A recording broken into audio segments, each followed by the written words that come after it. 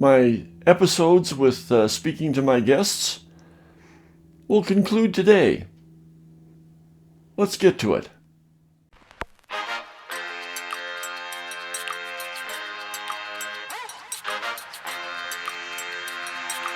Man Up with Mark. Mark talks about everything under the sun. You may agree with him, and again, you may not.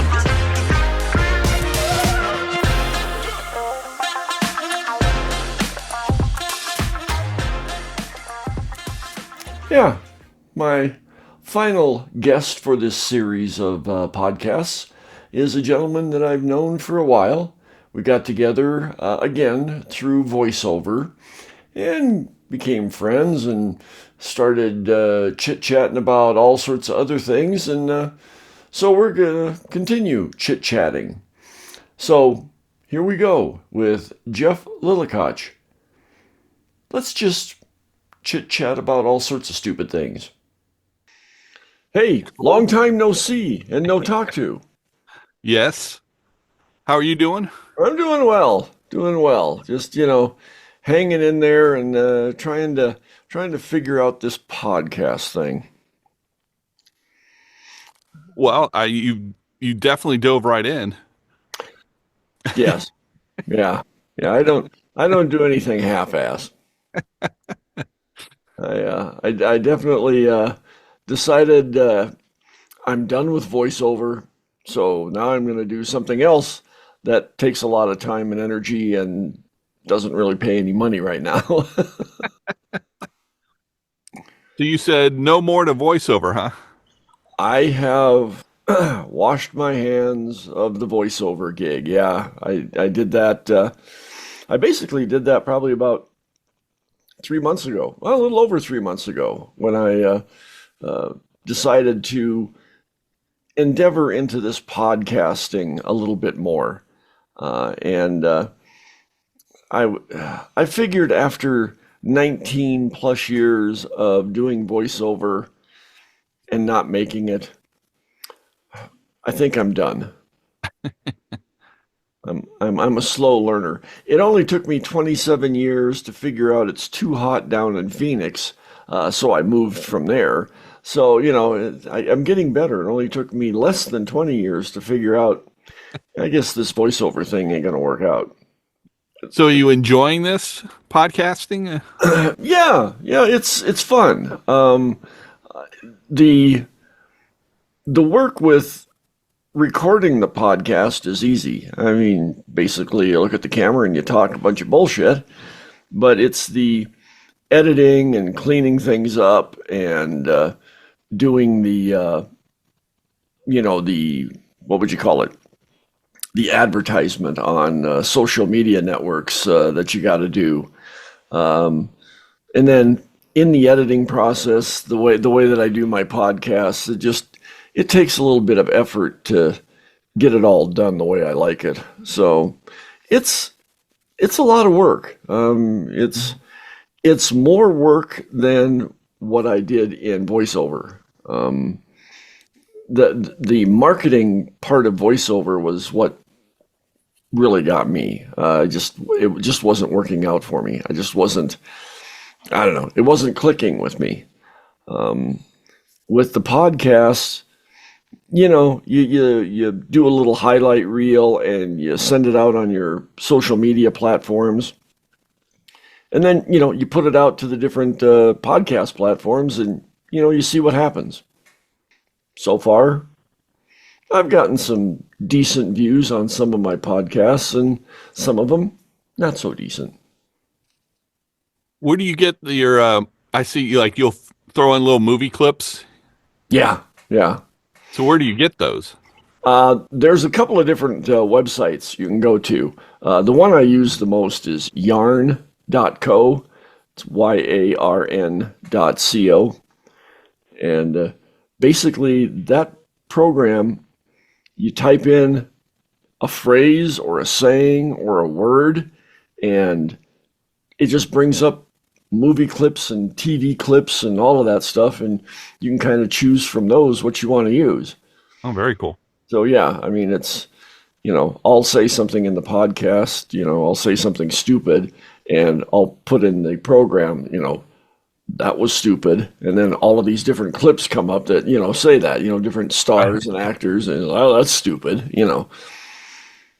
So yeah, and that's fun doing all of that. Once it's all put together, yeah, it makes it, I don't know, makes it kind of fun for me. And I think it adds a little bit to the podcast instead of just being a dry one person facing the camera talking whatever I'm talking about. Yeah. I guess the only thing would be careful not to fall in love with that and do it too much. Yeah, yes. Yeah. That's there are certain podcasts that I've done that I haven't used that at all. It just the topic or whatever just I didn't feel it fit, putting those little comical things in it, so I haven't. And then some of them I've used just a few. So yeah, I try to use them sparingly. Yeah. Yeah. So I notice, are you in a different configuration there, or are you just? Well, I'm in my booth. I'm just seeing you in your booth, not your office desk. My camera that I use that's on my desk, there's a remote where I can do all kinds of adjustments and zoom in and stuff. It's not working, and I can't figure out. It's like the camera, so it's stuck in this wide shot. And I don't know what to do about it. So I don't know if I just need to get a new camera, which I've been kind of considering anyways. But this is one I had in my booth. Yeah. So. Yeah, and that's something that I've been thinking about. I mean, I'm just using a cheapo webcam that I've had ever since I started voiceover. And, I'd like to get something that I can do something a little more, I don't know, do a little bit closer frame or something. I'm kind of limited with what I can do. I've got my one camera that shoots to my couch. I don't know if you've seen any of those podcasts where I'm sitting on the couch. But they're both just, cheapy webcams.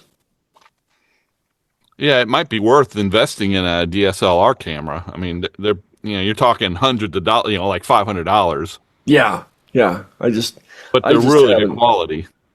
I just haven't, gotten into wanting to right now spend any more money. Yeah, I mean, it's not like your camera now looks bad. Yeah, it's not bad. It's okay. What you're doing, I think it's fine. Yeah, but it is something to consider down the line if your podcast does grow. I mean, which I'm hoping it does. My situation is I started it with the concept of, I'll talk about anything, and you may agree with me and you may not. That's kind of the way the whole spiel is. But I'm kind of running out of topics. I've got to figure out what I'm going to focus in. That's where I'm getting to right now. I don't know. I don't know if there's any ideas that you have. I mean, there's only so much that you can talk about when it comes to different topics. I mean, after 75 episodes, like I've said before, the well's starting to run dry. And that's 75 episodes over what, 2 months? I mean, you're not, these aren't once a week. You're doing these every day, right? Yeah, once a day. Yeah, we're in. I'm into this. Coming up will be week 13. So it's about 3 months worth of podcasts I've done so far. Yeah. So, and if it was weekly, that would be different. Hell, I could stretch my ideas for quite some time, but sure. Daily it kind of beats me up.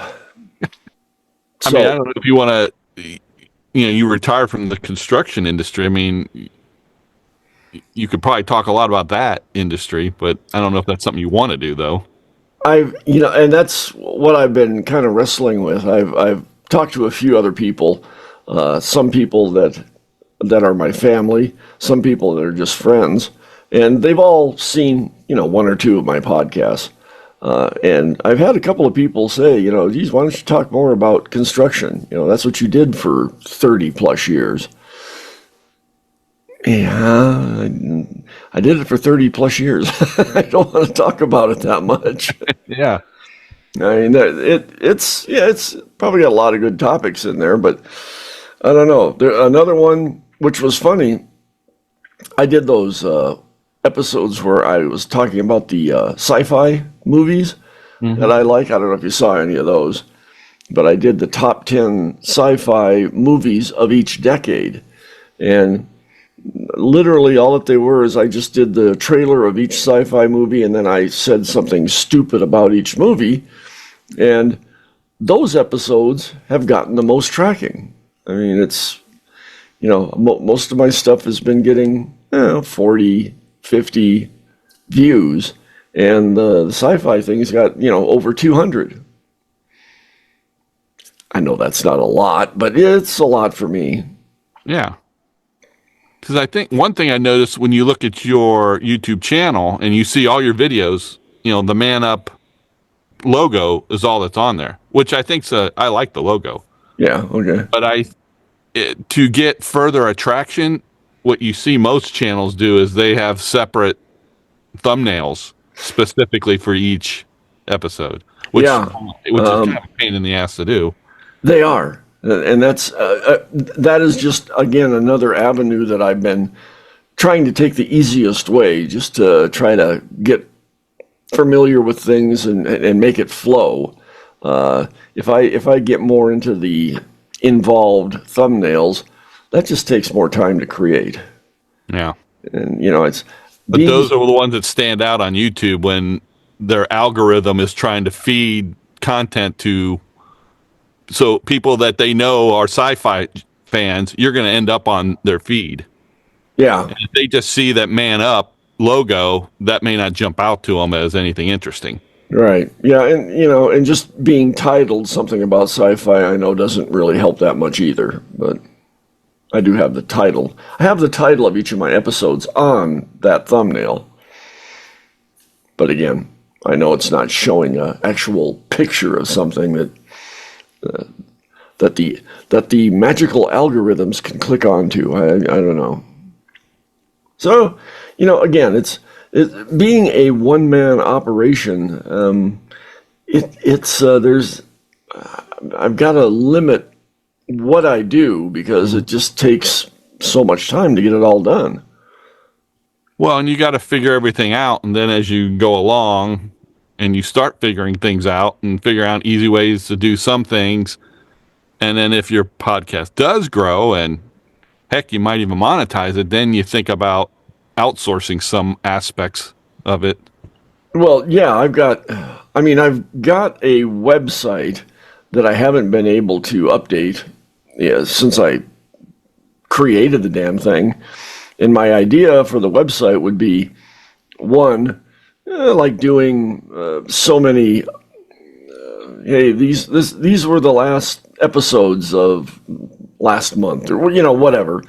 And then plus, hey, here's my merch page. Go and buy some Man Up merchandise, which I've started working on. I mean, I do have an online shop that I've been creating, and again, that all takes time. And it's hopefully I can attach that to my website, and people can go on there and buy a On the Rocks glass or a T-shirt or whatever the items that I may have on there. So I'm working on that, and it's all. If I had an assistant that would accept the amount of pay that I'm getting right now, that'd be great. Then I'd be able to do a little bit more. Nobody's actually applied for that position. No. I need you to work long hours and get no pay. How about that? So, what's been going on in your world? I mean, what's been happening in the world of Jeff Lillicotch? I can talk. Jeff Lillicotch. I can talk. I know I can.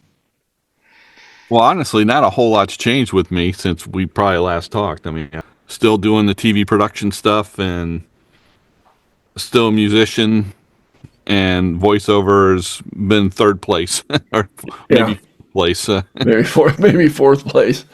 All right, I have noticed on Facebook you have been, popping in with a few gigs that you've been doing, or some, what do you call them, flashbacks or whatever. I've been seeing those. Well, yeah, those are easy because they, the flashbacks pop up and say, and so okay, I'll share that.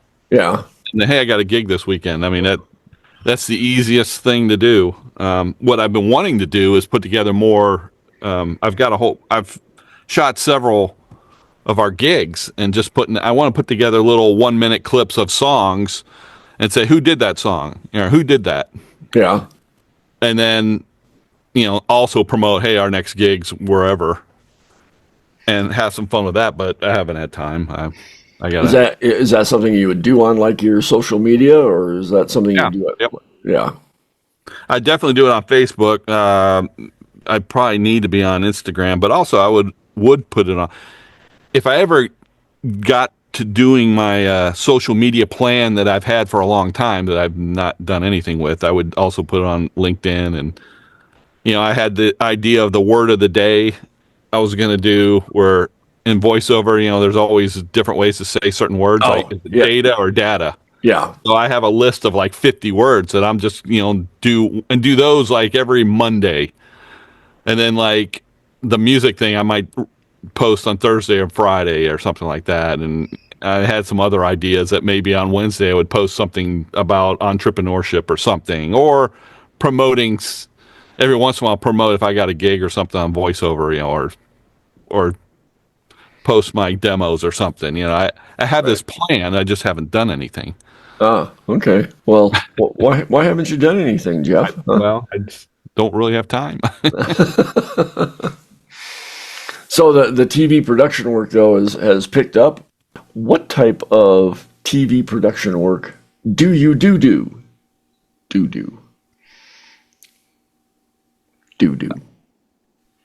Well, I do work for Space City Home Network, which is the channel that airs the Houston Astros and Houston Rockets broadcasts. Oh, so they're not on regular broadcast TV? Yes. Oh. They're on cable systems, and Oh, okay. it's a regional sports network. Oh, okay. So we were owned by it was AT&T Sportsnet, who AT&T, long story which I don't even fully understand.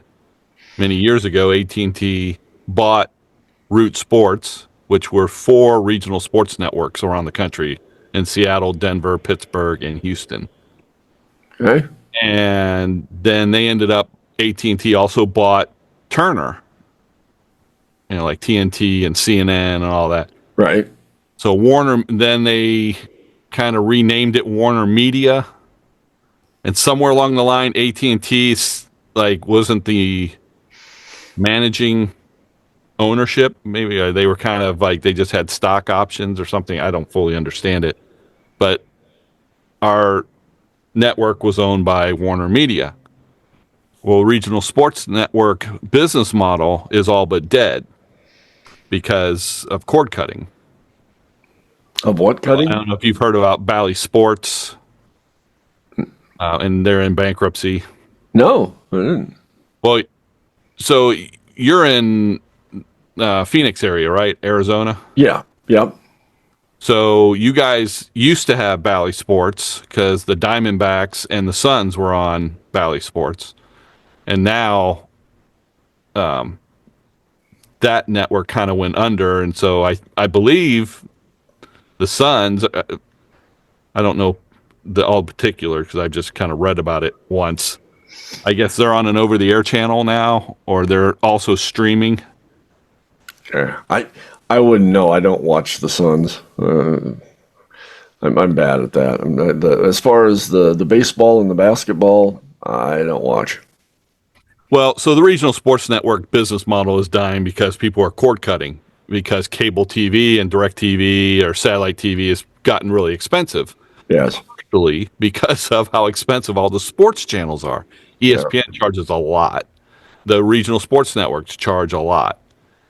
And that's just gone up over the years. And so a lot of consumers have gotten fed up with cable TV and spending so much money, and they're going to streaming, just Netflix, Hulu, or whatever. Right. YouTube TV. I mean, there's a slew of them out there, and those are starting to get more expensive too. Everything's a different price. Yes. My both of my subscriptions on, well, all three of them. I have Hulu, Netflix, Apple, and then of course I have Prime because I'm an Amazon Prime member. But all of them have gone up. I mean, it's ridiculous. Because really, content is expensive. Yeah, and part of that is paying all the royalties. Is part of that, and production costs are they're expensive. Right. Yeah. And Netflix, somebody like HBO that they have content that goes back decades, right? A lot of that content they quit airing. Some of their older stuff, like you can still watch The Sopranos, I believe. Yeah. Because that's still pretty popular. But a lot of their other shows, they just quit airing them because they have to pay all these royalties. So it's like that's gotten expensive. So got it. That makes sense. Yeah. Well, I just noticed our subscription for Netflix actually it went down, and I think they do this psychologically because they say, well, you know what, we're going to reduce your monthly subscription, but we're going to put a few ads in your program now so that, when you're watching your program, you're going to have an ad before it starts and one in the middle and then one at the end. But you're going to pay less per month. And I'm like, yeah, shit, do I want that? Because that's what I liked about Netflix. I didn't have to worry about commercials.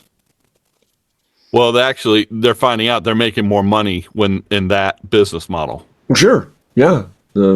Advertisers are paying them big bucks probably. And of course, then they jacked up the subscription rate. If you do want the non-commercial, then they jack that up. Because they don't make as much money that way. Yeah. So I'm like, well, shit, damned if you do and damned if you don't. I mean, when I first originally cut the cord, it was a good deal. I mean, streaming Hulu, it was cheap. It was when I first started streaming Hulu live, it was like $29.95 a month. It was nothing. Now it's $90, 90 something. Wow. Yeah. It's ridiculous. Yeah. So the regional sports networks, they've become so expensive. So in our situation, Warner Media decided that they didn't want to be in the regional sports network business anymore. So they told the Astros and the Rockets and also the NBA and MLB that, hey, we're going to close up shop. If you know of anybody that wants the network, we'll give it to them. So the Astros and Rockets came together and said, all right, we'll take over the network. Mm-hmm. So now we renamed it Space City Home Network. Okay. I got it. Space City. It took me a while, but I got it. It's rockets going to the moon and shit and going to Mars. Astros and NASA and all that. Yeah. And when you first mentioned it, I'm like, why did they name? That's a stupid name. No, it makes perfect sense now. Oh, okay. And then as far as what you do for them, what are you doing? Are you editing, how the games flow and with commercials? No. So I'm part of the production crew for the pregame and postgame shows. Ah. And so mostly what I do is I build the infographics in the pregame and postgame shows. So it's kind of an associate producer position. Ah. Okay. Now, I used to produce these shows, several years ago, back 10 years ago when I was a producer for Fox Sports and Comcast Sportsnet, and then I got laid off, which is a whole nother long story about the whole plight of the regional sports networks. I had gotten laid off, so then I was doing freelance work. And really, I've been doing freelance ever since. Okay. It's been, 5-6 years ago when I kind of like, hey, why don't I get into voiceover? But I'm still make more money in TV production right now. Right. Oh, and you probably make millions of dollars with your band. Yeah. Yeah. How many gigs do you do? Regular gigs on a monthly Well, so basis? far there's a restaurant here 2 miles from where I live. They've been hiring us every Saturday since, Oh, like, I guess that started in May, I think it was. well, that's nice. Yeah, Yeah, we'll that's see how long it goes. yeah. And for those listeners out there or viewers, if there are any listeners or viewers on this one, the band that Jeff is in, it's actually a duo, right? hmm The Matchsticks. It's a duo, though it can be more if depending on the budget of the people hiring us. Yeah, at the venue, if they want Yeah, the venue. they want big stuff to happen, you bring in more people. They want a bigger sound, then we can bring in more people. Yes, and what is It's all that? based. Yeah, so the guy I play with, John Carlo, he plays a Chapman stick. So it's a combination bass and guitar. Yeah, So it's 12 it's an strings. odd looking thing. Yeah, it's 12 strings. The 5 top strings are the bass. So with his left hand, he literally taps out the bass line. He can play chords and stuff like that. And then the right hand use the other 7 strings for the guitar. Yeah, And then interesting. he sings. And he can also play harmonica. He's got a little neck strap that he can attach and then go back between singing and playing the harmonica while playing the Chapman stick. All right, he can do a Bob Dylan on you. We do a Bob Dylan song. There you go. I knew it. I knew it. And you play the drums I play the drums. or the percussions. Yeah, drums is easier. Okay, good. All right. I had it right the first time then. Cool. All right. Good, good, good. Now, this is the important part of my podcast, though. I would like all of you out there to like, subscribe, and ring the bell. And if you would, please donate to my Patreon. That's patreon.com/manupwithmark. I would love it if you'd give me money. Lots of money. Throw money. Make it rain. Make it rain. Make it rain money. And we'll see what happens. Maybe I'll give you a baseball cap if you give me money. I don't know. We'll think of something. But there you go. That's it. Cool. Jeff, we're done talking. Okay. See ya. Bye. If you have a question or comment, email Mark at manupwithmark.com.